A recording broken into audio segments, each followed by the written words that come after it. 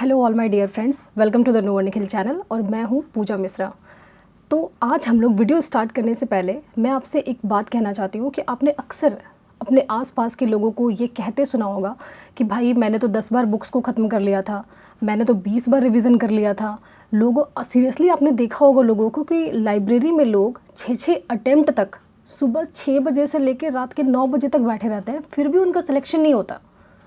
तो क्या रीज़न है इसके पीछे? इसका मतलब सिंपली ये है कि वो जो लोग हैं वो लोग आँखों से पढ़ते हैं और दिमाग को सोने देते हैं। मैं आपको देखो, मैं अक्सर हमेशा ये बात कहती हूँ कि एक टॉपर जिसका नाम की पीडीएफ में है और एक ऐसा स्टूडेंट जिसका नाम पीडीएफ में नहीं है, उन दोनों के बीच में बस एक ही डिफरेंस है। वो क्या है? वो है रिवीजन। एक रिवीजन ही है जो टॉपर को टॉपर बनाता है और जो लिस्ट में नाम न लेके आ पाता है। तो बस हम आज देखने वाले हैं कि 8 ऐसे क्या बेस्ट टेक्निक है रिवीजन के जो मैंने खुद भी फॉलो किया था और जो बहुत सारे टॉपर्स के मैंने इंटरव्यू से बहुत सारे उनके इनपुट्स को मैंने अमलगमेट करने की कोशिश की है इस वीडियो में। तो मैंने एक बहुत ही अच्छा एक कंटेंट तैयार किया है कि भाई 8 ऐसे तरीके क्या हैं जिसको कि आप अपने स्टडी हैबिट्स में ला सकते हो। तो फिर चलिए हम लोग देखते हैं आगे की वीडियो में क्या है।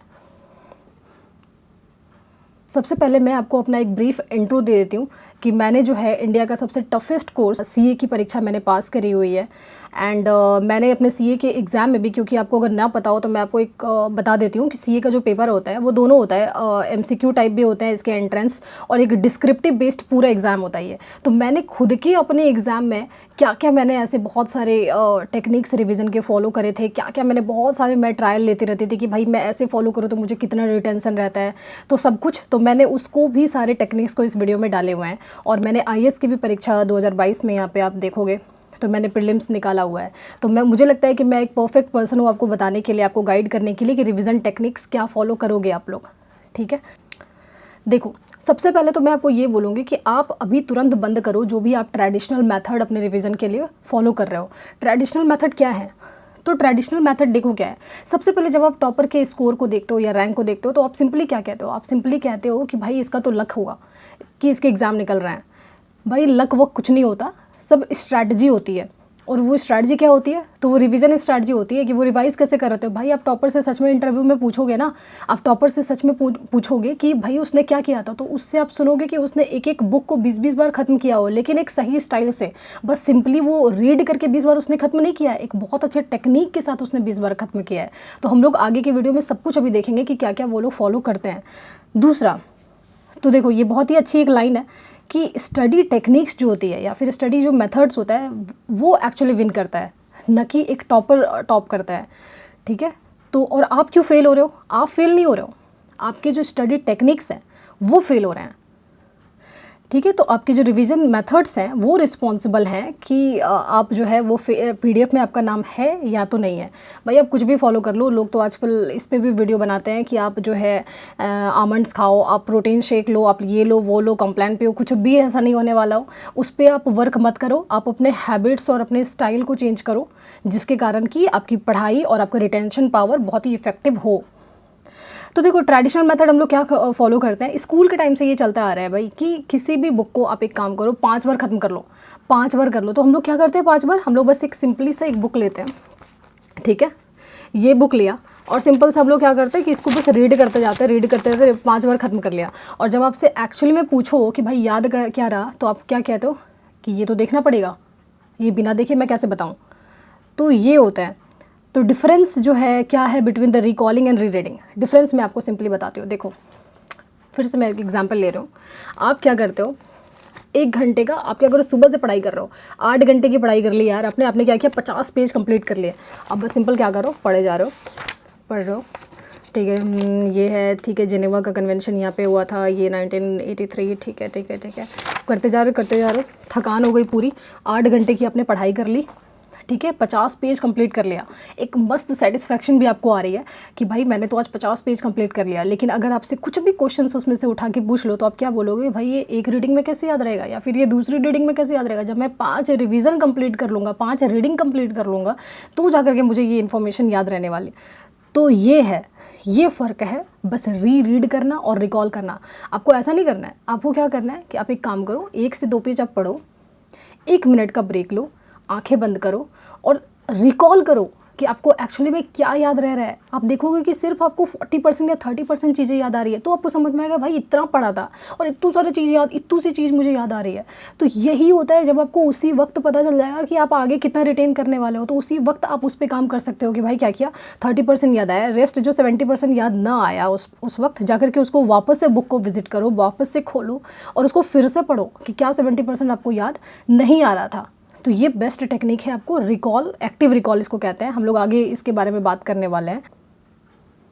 देखो हमारा जो ये टेक्निक्स है, सबसे पहले हम लोग क्या करते हैं, आप देखोगे बहुत सारे बच्चे को कि बुक्स को वो लोग हाईलाइट कर करके पूरा एकदम रंग चुके होते हैं।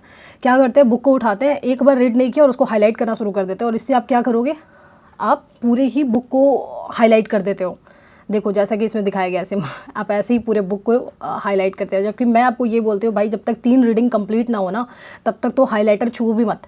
पहले तो 3 रीडिंग आप कंप्लीट करो, उसके बाद भी अगर आपको मार्क करना हो तो आप क्या करो, एक रीडिंग सिंपल करो, दूसरी रीडिंग में आप क्या करो, पेंसिल से करो, तीसरी रीडिंग आप पेन से उठाओ, चौथी रीडिंग में आप हाईलाइटर पकड़ो। ठीक है। अब देखो बहुत सारे मैंने एग्जाम्पल यहाँ पे दिए हुआ है कि पैसिव लर्निंग हम लोग जो हमेशा फॉलो करते हैं, हम लोग का जो तरीका होता है पढ़ाई का वो यही होता है, पैसिव लर्निंग। पैसिव लर्निंग का एग्जाम्पल क्या है, देखो लेक्चर, रीडिंग, और इसमें रिटेंशन पावर कितनी होती है। जब आप कोई भी लेक्चर देखते हो, सुनते हो, तो आपकी रिटेंशन पावर सिर्फ 5% होती है। ये जो डेटा मैंने यहाँ पे दी हुई है, ये डेटा मैंने नहीं दी हुई, ये डेटा जो है वो साइंटिफिकली प्रूवन डेटा है, तो मैंने वहाँ से ये लिया हुआ है। तो रीडिंग में रिटेंशन पावर क्या होता है, 10% होता है। ऑडियो विजुअल में रिटेंशन पावर क्या होता है, 20% होता है। और लाइव डिमॉन्स्ट्रेशन या फिर लाइव वीडियो, यानी कि जब आप चीज़ें आंखों देखी कुछ देखते हो, तो फिर आपका कितना रहता है, रिटेंशन पावर 30% रहता है। ठीक है, चलिए हम लोग आगे देखते हैं। अब देखिए ये क्या है कि फॉरगेटिंग कर्व है, ये फॉरगेटिंग कर्व है। ये इसमें क्या है कि फॉरगेटिंग कर्व ये डिमॉन्स्ट्रेट करता है कि आप किस गति से इन्फॉर्मेशन को भूलते हो। इसमें ये दिखाया है, ये थ्योरी जो है ये एक साइकोलॉजिकल थ्योरी है, एंड इसको कि एक 1885 में जर्मन साइकोलॉजिस्ट जो है ये हर्मन एबिंगस, इसने प्रपोज किया था। और ये क्या कहता है, ये कहता है कि मान लो कोई इन्फॉर्मेशन, ऑल न्यू इन्फॉर्मेशन जो आपको आज याद है, वो सब आप 7वें दिन पे आप 90% सारे इन्फॉर्मेशन को आप भूल चुके होते हो। तो ये कर्व ये दिखाता है। ठीक है, चलिए चलते हैं हम लोग आगे की स्लाइड पे। अब हम लोग को ये बताने वाले हैं, अब हम लोग ये देखेंगे कि रिवीजन जो है ज़रूरी है क्यों, रिवीजन क्यों इंपॉर्टेंट है। बहुत लोगों को आपने ये बोलते सुना हो, भाई रिवीजन करने का तो टाइम ही नहीं है, बस एक काम करो, पीडीएफ नए मार्केट्स में सर्कुलेट होते जाते हैं, सारे पीडीएफ्स को बस पढ़ते जाओ, इन्फॉर्मेशन लेते जाओ, रिवीजन करने का तो टाइम ही नहीं है उनके पास। आप देखोगे कि एग्ज़ाम आ जाते हैं और लोग एक सिलेबस एक बार भी कवर नहीं कर पाते हैं। मतलब मैं कहूँगी कि विज़न तो कर ही नहीं पाते, रीविज़न तो छोड़ ही दो आप। रिवीजन इंपॉर्टेंट इसलिए है, सबसे पहले सिलेबस बहुत बड़ा है। किसी भी एग्ज़ाम में आप देखो, किसी भी एग्ज़ाम से आप रिलेट कर सकते हो, चाहे वो आईएएस के एग्ज़ाम हो, चाहे वो सीए का एग्ज़ाम हो, चाहे वो ईपीएफओ का एग्ज़ाम हो, चाहे वो कोई भी एग्ज़ाम हो, सिलेबस बहुत है, ह्यूज इन्फॉर्मेशन है और मल्टीपल सोर्सेज से आप कवर करते हो। देखो आजकल जो है वो इंटरनेट का ज़माना है। ठीक है, कोई भी इन्फॉर्मेशन कहीं भी जो दी हुई है वो पर्याप्त नहीं है, बहुत जगह से आपको इन्फॉर्मेशन जो है वो गैदर करना होता है। तो आप मल्टीपल जगह से ले रहे हो, अलग अलग चीज़ें जो है वो बिखरी हुई है, स्कैटर्ड फॉर्म में है, तो उसको कंसोलिडेट करोगे, उसको रिवाइज़ करोगे। तो इसलिए रिवीजन क्यों ज़रूरी है, तो कंसोलिडेशन ऑफ सिलेबस। दूसरा, आप उसी बेसिस पे आइडेंटिफाई कर पाते हो कि वीक एरिया क्या है आपके, जिस पे कि आप काम कर सकते हो। तीसरा क्या है कि रिकॉल एंड कॉन्फिडेंस को इम्प्रूव करना। जब आप रिवीजन करते हो तभी तो आप देखोगे कि जब आप रिकॉल करते हो तो आपको चीज़ें याद रहती है और आपका कॉन्फिडेंस जो है वो बूस्ट होता है। और चौथा, एक्यूरेसी हाई रहती है। और लास्टली, क्यों रिवीजन सब चीज़ क्यों कर रहे हो, टारगेट एक ही, एग्ज़ाम पास करना, अच्छा स्कोर करना। ठीक है, तो चलिए अब हम लोग अपने टेक्निक्स को स्टार्ट करते हैं। सबसे पहला टेक्निक हम लोग देखने वाले हैं, ये है हमारा पहला टेक्निक 147 रिवीजन स्ट्रैटेजी। ये क्या होता है, ये देखो, ये मैं खुद भी अपने टाइम पे फॉलो करती थी, सीए के टाइम पे, ये रिवीजन टेक्निक्स। और ये जो टेक्निक है ये ऑल्सो रेकमेंड किया है इसको नीट टॉपर ने भी। 23 के ये जो टॉपर है वैभव नाम के, आप इनको सर्च कर सकते हो, इन्होंने भी ये इसको टेक्निक्स को बताया हुआ है। तो इसमें ये होता है कि जब आप मान लो किसी भी टॉपिक को आपने आज पढ़ा, तो आप वापस से इसको कल पढ़ोगे। ठीक है, डे 1 हो गया ये, फिर उसको आप 4th डे पे पढ़ोगे, एंड फिर उसको जाकर के आप 7th डे पे पढ़ोगे। अब देखो, इतना प्रेशर लेने की ज़रूरत नहीं है। आप अभी, हो सकता है कि आप अभी इस टेक्निक को फॉलो ना करते हो या फिर ऐसे कुछ सिमिलर टेक्निक को भी फॉलो नहीं करो, तो टेंशन लेने वाली कोई बात नहीं है। आप जब जागे तभी सवेरा, आप अभी से शुरू कर दो। आप क्या करोगे, जरूरी नहीं है कि आप इसी ऑर्डर में करो। आप कोई इन्फॉर्मेशन को पढ़ोगे, सबसे पहले आप एक कोशिश करो कि भाई इसको कल भी देख लो एक बार, क्योंकि देखो आज इन्फॉर्मेशन पढ़ा हुआ है, इन्फॉर्मेशन जो है वो सारे क्या है, फ्रेश है, कल आपको उतना टाइम नहीं लगेगा उसको दोबारा से पढ़ने में, ठीक है। तो आप कल कर लो, फिर उसके बाद एक क्या करो, कोशिश करो कि सेकेंड रिविज़न जो है वो within a week complete हो जाए। एक सप्ताह के अंदर जो है सेकेंड टाइम रिवीजन कर लो। एंड जो थर्ड रिवीजन है वो कोशिश करो कि 21 डेज़ के पहले आप थर्ड रिवीजन कर लो, और उसके बाद जब आपको इन्फॉर्मेशन की ज़रूरत है, जैसे टेस्ट के पहले रिवीजन करना वो तब कर लो। आप जब ऐसे रिवीजन करते हो ना, तो आप बिलीव नहीं करोगे, आप खुद अपना देख पाओगे रिटेंशन पावर आपकी कितनी ज़्यादा इम्प्रूव होएगी, ठीक है। चलिए चलते हैं हम लोग आगे। दूसरा क्या है कि सॉल्व क्वेश्चंस और एमसीक्यू बेस्ड ऑन इट। देखो सबसे पहले ये तो मेरा स्टाइल है, मेरा फेवरेट ये कह लो यही है। कोई भी टॉपिक को जब आप पढ़ते हो, मान लो कि आपने 2 चैप्टर पढ़ लिया, आपने लक्ष्मीकांत उठाया जिससे कि यूपीएससी वाले पॉलिटी पढ़ते हैं, स्टेट पीसीएस वाले भी पढ़ते हैं, तो आपने पॉलिटी का कोई चैप्टर पढ़ा, मान लो पंचायती राज आपने देखा, अब उसको पढ़ लिया। देखो कोई भी इंफॉर्मेशन को सिर्फ पढ़ना काफ़ी मोनोटोनस होता है, उसको आपने पढ़ लिया। अब आप क्या करो, पीवाईक्यू उठाओ या फिर क्वेश्चन बैंक उठाओ, जैसे घटना चक्र उठा लिया या फिर पीवाईक्यूज उठा लिए, उसमें आप उस टॉपिक पे जाओ और उस पे बेस्ड जितने भी क्वेश्चंस है ना, आप एक बार उसको देखो। आप बिलीव नहीं करोगे, जब आप पहली बार क्वेश्चंस को सॉल्व करोगे तो आपको पता चलेगा कि आपसे क्वेश्चन तो सॉल्व ही नहीं हो रहा है। ऐसे टॉपिक जिसको कि अभी जस्ट आपने पढ़ा, वही इन्फॉर्मेशन जब आप क्वेश्चंस फॉर्म में जब आते हैं तो आप उसको अप्लाई नहीं कर पा रहे हो। तो ये बहुत अच्छी टेक्निक है। आप कोई भी टॉपिक पढ़ो, उस पर क्वेश्चन सॉल्व करो, और जो क्वेश्चंस गलत हो रहे हैं उसको जाके इमीडिएटली वापस से विजिट करके चैप्टर में देखो कि भाई ये इन्फॉर्मेशन मेरे गलत क्यों हुए थे, तो देखना वापस से वो आपके दोबारा वो क्वेश्चन गलत नहीं होंगे। तो ये बहुत अच्छी टेक्निक है, ठीक है। चलिए चलते हैं हम लोग नेक्स्ट स्लाइड पर। थर्ड जो हमारा ये है टेक्निक है, वो है स्टिकी नोट्स यूज़ करना या फिर फ्लैश कार्ड्स यूज़ करना। देखो ये भी बहुत अच्छी टेक्निक है। आप क्या करो, देखो बहुत सारे ऐसे फैक्ट्स होते हैं हमारे सिलेबस में जिसको कि रूट लर्निंग करनी होती है। मान लो कि फॉर एग्जांपल जैसे कि कॉन्फ्रेंस हो गए, बहुत सारे यूएन के कॉन्फ्रेंस होते रहते हैं, या फिर बहुत सारी मीटिंग्स की, जैसे G20 की इस बार क्या थीम थी, ऐसे करके बहुत सारी मीटिंग्स के बहुत सारे ऐसे ये होते हैं जिसमें कि आपको रेक्टिफिकेशन करना होता है। उसको आप क्या करोगे, उसको आप ऐसे फ्लैश कार्ड्स यूज़ कर सकते हो इस टाइप से, या फिर आप ज़रूरी नहीं है कि ऐसे फ्लैश कार्ड यूज़ करो। आप एक काम करो, आप कोई भी अपने नोटबुक के पेज को उठा लो, उसको फाड़ लो, आधा छोटे छोटे फ्लैश कार्ड्स छोटे छोटे बना लो, और उसको जो है हर जगह चिपका दो। जैसे कि आपने वॉशरूम में चिपका दिया, जैसे कि आपने मिरर में चिपका दिया, मिरर के बाजू में चिपका दिया। जब भी आप वहाँ पे जब जाओगे, जब आप जैसे कि मान लो जब ब्रश कर रहे हो, अब उस फैक्ट को देखो, अब रोज़ उसको देख रहे हो, तो आपको देखना कि आपको कुछ ही दिन में वो सारे फैक्ट्स आपको याद हो जाएंगे, और फिर उसको हटा के फिर आपको इन्फॉर्मेशन जो दूसरी लगानी है वो आप दूसरी इन्फॉर्मेशन वहाँ पे लगा दो, ठीक है। तो ऐसे आप इसको फॉलो कर सकते हो, ठीक है। चलिए हम लोग चलते हैं, देखते हैं आगे। चौथा क्या है, कंसोलिडेशन। कंसोलिडेशन देखो ये बहुत ही इंपॉर्टेंट है, वही मैंने जिसके बारे में पहले भी बात करी, पहले वीडियो में मैंने बात करी है इसके बारे में, कि आजकल जो ज़माना है बहुत सारे जगह से आपको पढ़ना होता है। मान लो आपको साइंस ही पढ़ना है, साइंस पढ़ना है, जनरल साइंस जैसे टॉपिक आता है ना, बिहार बीपीएससी में प्रीलिम्स का सिलेबस है ये, तो उसमें क्या होता है कि आपको एनसीईआरटी भी पढ़नी है, आपको पीवाईक्यूज़ भी देखने हैं, ठीक है, आपको घटना चक्र से क्वेश्चन भी लगाना है, आपको करंट अफेयर्स भी देखने हैं। तो उसको कैसे करोगे आप, सबसे पहले कंसोलिडेट करो भाई, एक पहले बेस मटेरियल अपना चुनो, ठीक है। बेस मटेरियल मैंने जैसे मान लो कि मैंने एनसीईआरटी को बनाया, अब आप घटना चक्र से जब भी क्वेश्चन लगा रहे हो तो आप एक्सप्लेनेशन में देखोगे आपको जो भी न्यू इन्फॉर्मेशन मिल रही है ना, आप उसको उसी बुक में लिखो, उसी एनसीईआरटी के बुक में क्या करो कि आप उसको चिपका के वहीं पे लिखो, उसी जगह पे। जैसे देखो यहाँ पे लिखा हुआ है, उस इन्फॉर्मेशन को वहीं लिखो। करंट अफेयर्स में मान लो कोई चीज़ आ रही है तो भी आप इसको यहीं पे लिखो, एक जगह। मतलब मेरा कहना है कि आप पन्ने ऐड करो, आपको जो करना है करो, बट आप इसको एक ही जगह अपने सारे मान लो मेरे पास अगर जनरल साइंस की मैं बात कर रही हूँ तो मेरे पास सिर्फ एक मटेरियल है जिसको मुझे रिवाइज़ करना है। तो ये बहुत ही इंपॉर्टेंट एक सेगमेंट है रिवीजन का, ठीक है, कंसोलिडेशन। चलिए हम लोग देखते हैं आगे, मॉक बेस्ड प्रैक्टिस। ये क्या होता है, देखो सबसे पहले जैसे मान लो कि आप पॉलिटी कर रहे हो, मान लो आप हिस्ट्री कर रहे हो, मान लो आप साइंस कर रहे हो, आप कोई भी पेपर कर रहे हो, आपने उसको पढ़ा, अब उसके जो है वो सेक्शनल टेस्ट लगाओ। पॉलिटी पढ़ा तो पॉलिटी के टेस्ट लगाओ, हिस्ट्री पढ़ा तो हिस्ट्री के टेस्ट लगाओ, ठीक है। टेस्ट लगा करके जब आप देखोगे ना तो आप देखोगे कि जो उसके क्वेश्चंस के कवरेज है वो बहुत वाइड होते हैं। तो जब भी आप जितने से ज़्यादा आप जो है मॉक को प्रैक्टिस करोगे, मॉक लगाओगे, आपकी जो कवरेज है ना सिलेबस की वो ब्रॉड होती जाएगी, और आपको जो भी न्यू इन्फॉर्मेशन मिला, आपको देखना आपको बहुत सारी इन्फॉर्मेशन ऐसी लगेगी कि भाई ये मैंने पढ़ा तो था लेकिन मैं इसको अप्लाई नहीं कर पा रही हूँ। तो वो सारे इन्फॉर्मेशन भी आपको मिलेंगे, जिसको कि आप एक जगह फिर वापस से वही कंसोलिडेशन, इससे पहले जो मैंने टेक्निक बताया उसको यूज करो और एक जगह इन्फॉर्मेशन को करो, यानी कि मॉक बेस्ड प्रैक्टिस। ठीक है, ज़्यादा से ज़्यादा मॉक लगाने हैं। तो मॉक लगाने के लिए देखो हमारी जो ये वेबसाइट है knowyournikhil.in, इस पर आप जाओगे तो मात्र 150 रुपये में आप सारे ही गवर्नमेंट एग्ज़ाम के जो है वहाँ पे आपको मॉक्स अवेलेबल मिल जाएंगे। तो आप इसको जाओ और ज़रूर ही ट्राई करो, इतना कॉस्ट इफेक्टिव आपको कहीं नहीं मिलने वाला है। ठीक है, चलिए हम लोग देखते हैं आगे।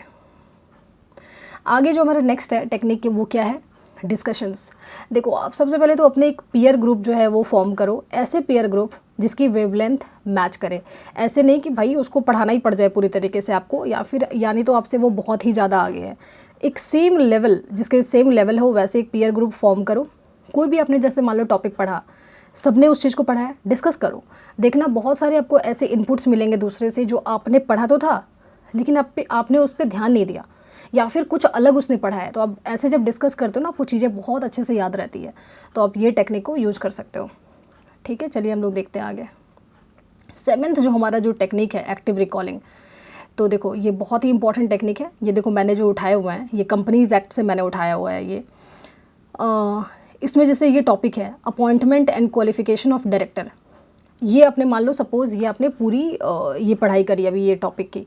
अब एक्टिव रिकॉलिंग क्या होता है, तो आपने पढ़ाई की, अब एक काम करो, आप बुक को बंद करो और एक बार आंखें बंद करके आप सोचो कि आपको कितना याद रह रहा है। तो आप उस वक्त देखोगे कि अपॉइंटमेंट ऑफ डायरेक्टर में से अगर मान लो 5 पॉइंट हैं तो आपको बस 2 ही याद आ रहे हैं, 3 ही याद आ रहे हैं। तो आपको समझ में आएगा कि भाई एग्ज़ाम जो है मान लो डिस्क्रिप्टिव बेस्ड एग्ज़ाम है, तो आपको उसमें समझ में आएगा कि आपको 5 पॉइंट्स में से 2 ही याद आ रहे हैं। एग्ज़ाम में भी यही होने वाला है, वहाँ पर भी इतने याद आएंगे। तो एक्टिव रिकॉलिंग से आपको इमीडिएट पता लगता है खुद के बारे में कि मुझे इन्फॉर्मेशन कितना याद रह रहा है। और जब आप उसको वापस से जाकर, मान लो आपको 70% ऑफ द इन्फॉर्मेशन आपको याद नहीं है, जब उसको दोबारा जाकर के आप रिविज़िट करते हो ना, तो आप उस इन्फॉर्मेशन को जल्दी फिर नहीं भूलते हो। तो ये एक बहुत ही अच्छी टेक्निक है एक्टिव रिकॉलिंग। ठीक है, और चलिए हम लोग चलते हैं अपने लास्ट टेक्निक पे। लास्ट जो हमारा टेक्निक है वो है माइंड मैप्स और शॉर्ट नोट्स। देखो वो वही है जो मैंने पहले भी बात करी थी कि कोई भी मान लो टॉपर जो है, अगर उसके स्कोर जो है वो 280 स्कोर करता है आउट ऑफ 600, या फिर वो स्कोर करता है 500 आउट ऑफ 600, यानी कि इसका सिलेक्शन जो है वो नहीं हो रहा है, PDF में नाम नहीं है और इसका सिलेक्शन हो रहा है। दोनों के बीच में डिफरेंस क्या है, तो वही रिविज़न। और रिविज़न करने का जो बेस्ट है वो टेक्निक वो क्या है, शॉर्ट नोट्स बनाना। यानी कि 300 पेज के इन्फॉर्मेशन को आपको 30 पेज में कन्वर्ट करना है। और इस पे मैं एक डिटेल्ड वीडियो लाऊंगी। देखो बहुत लोगों को ये भी नहीं पता होता है कि शॉर्ट नोट्स बनाना कैसे है, मुझे भी नहीं पता था कि शॉर्ट नोट्स कैसे बनाना है। तो मैं इस पर एक वीडियो लेकर के आऊँगी कि भाई आप 300 पेज वाकई में उसको 30 पेज में कैसे कन्वर्ट करोगे। ठीक है, तो देखो ऐसे शॉर्ट नोट्स बना सकते हो। ये मैंने किसी टॉपर के ही ये मैंने उठाए हुए हैं यहाँ पे कि वो इस टेक्निक्स को ऐसे फॉलो कर, UPSC के टॉपर है ये। एंड शॉर्ट नोट्स आपने ऐसे बनाए, ऐसे कार्ड्स में पूरे दीवार में चिपका दो। ठीक है, और उसके बाद उसको रिवाइज़ करते रहो। शॉर्ट नोट्स का मतलब ये होता है कि भाई मुझे, जैसे हमारे साथ ऐसा नहीं होता है कि किसी भी टॉपिक पे मान लो किसी ने कुछ पूछा तो हमें लगता है कि बस शुरुआत के वो 2 लाइन बता दो, उसके बाद मैं आगे का तो पूरे ही याद है मुझे। तो वो शुरुआत के जो 2 लाइन होते हैं ना, वही होता है शॉर्ट नोट्स। शॉर्ट नोट्स में कुछ लिखी होती है जिससे कि बेस्ड आप पूरी आगे लिख दो, वही होता है शॉर्ट नोट्स। ठीक है, तो आप इसको बनाओ ज़्यादा से ज़्यादा। और जब आप इसको देखोगे रेगुलरली अपने दीवार पे लगे, अपने वॉल पे लगे हुए, तो आप क्या करो, जैसे सोते समय या फिर जब ब्रेक ले रहे हो तब आप उस इन्फॉर्मेशन को देख के याद करने की कोशिश करो कि आपको याद आ रहा है कि नहीं आ रहा है। नहीं आ रहा है, वापस ले जाओ बुक पे, फिर से देखो। तो जब आप ऐसे करते हो ना, तो आपको अच्छे से सब कुछ इन्फॉर्मेशन जो है याद रहने लग जाता है और आप उसको बहुत अच्छे से एग्ज़ाम में जो है वो अप्लाई कर पाते हो। तो बस यही थी हमारी रिवीजन टेक्निक्स आज की, और जिसके ज़रिए आप अपने प्रिपरेशन को एक नई जो है वो कम्प्लीटली एक डायरेक्शन दोगे। तो आप मुझे ज़रूर बताना कमेंट सेक्शन में कि आपको इस रिवीजन टेक्निक्स को फॉलो करके क्या इंप्रूवमेंट और क्या चेंजेज आपको नज़र आते हैं। और आपको कोई भी अगर वीडियो चाहिए तो आप इस पे मुझे कमेंट करके बता सकते हो कि आप मैम आप इस पे वीडियो लेकर के आओ, हमें इस पे वीडियो चाहिए। तो बस यही था हमारा आज का वीडियो। जिसने भी हमारे चैनल को जो है वो सब्सक्राइब नहीं किया है तो प्लीज़ यार लाइक करो, शेयर करो और सब्सक्राइब करो हमारे चैनल को। आपको ऐसे कंटेंट जो है लगातार इस पे मिलते रहेंगे। और इस वीडियो के PDF और आपको सारी चीज़ों के PDF जो हमारे टेलीग्राम चैनल पे मिलेंगे। तो जिसने भी हमारे टेलीग्राम को जो है वो सब्सक्राइब नहीं किया है तो लिंक जो है आपको डिस्क्रिप्शन बॉक्स में दी हुई है, आप प्लीज़ हमारे टेलीग्राम चैनल को भी सब्सक्राइब कर लो। तो बस यही था हमारा आज का वीडियो। Thanks for watching.